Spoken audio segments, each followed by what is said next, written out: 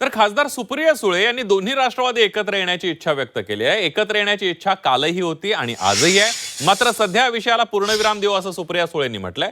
दादा गेले, आता खरं खोट्याचा काय फरक पडतो असंही त्यांनी म्हटलेलं आहे. माणसं कशाला, सगळी माणसं नसतं. तो खरं तर सगळ्यांनाच माहिती आहे. आता ते खरं, आता माझा भाऊ गेला, ते आता कुणाबरोबर खरं खोटं करत बसू. आम्हाला एकत्र काम करायची इच्छा कालही होती, आजही आणि उद्याही राहील. याचं कारण असं की दादाचंही स्वप्न होतं कार्यकर्त्यांचं. म्हणजे कालच पुणे जिल्ह्यातले अनेक ग्रामीण आणि शहरातले कार्यकर्ते सगळे आम्हाला भेटलेले होते.